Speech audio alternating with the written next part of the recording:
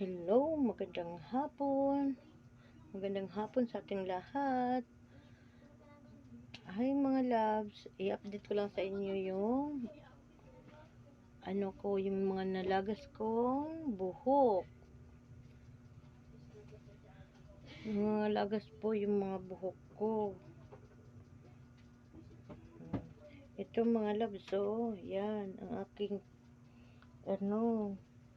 yan, dami yan. Ito siya, mga bagong subol yan. Ito.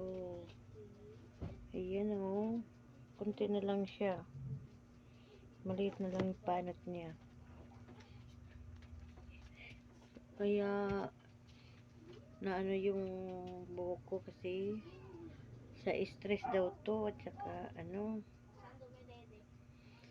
at bumili ako ng shampoo sa in-order ko sa Shopee. Ayan. Ito ang ginamit ko. Ito siya. Panlagas.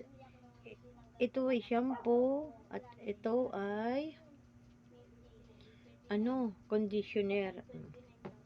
Ayan madali lang siya. Tubuan kagad yung yung tutubo kagad yung buhok.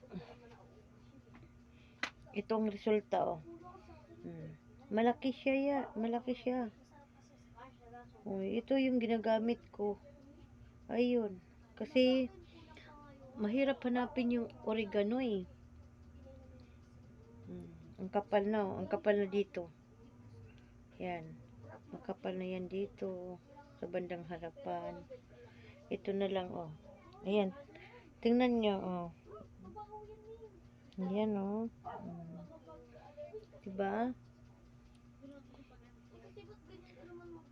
Kaya lagi nyo nakikita na yung buhok ko laging magulo. Kaya siya naging magulo kasi yung buhok ko ay kulot. Ayan, kulot yan. Kahit anong tali mo, kaya yan, tinatalian ko siya. Minsan magaganyan, di ba? Kaganyan siya, di ba? Kaya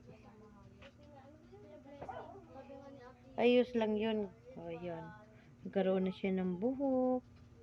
Ayan. Ayan. Ayan, ito yung panot natin. Ayan, mayroon na siya buhok matalas,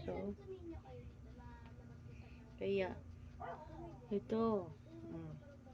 Ayan ang resulta sa buhok ko. Ayan. Natin. Diba? Hindi pantay.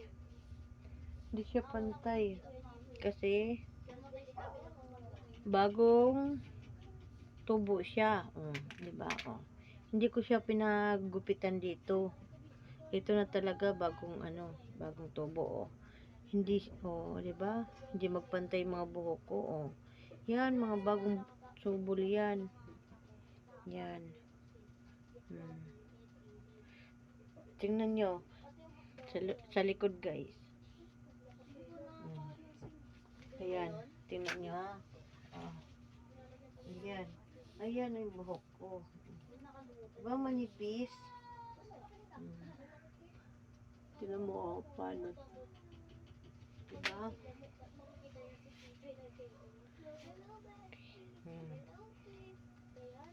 Kaya ito yung buhok ko. Kaya kayo mga nanay dyan, huwag kayo magpa-stress. Kaya yan ang aking buhok.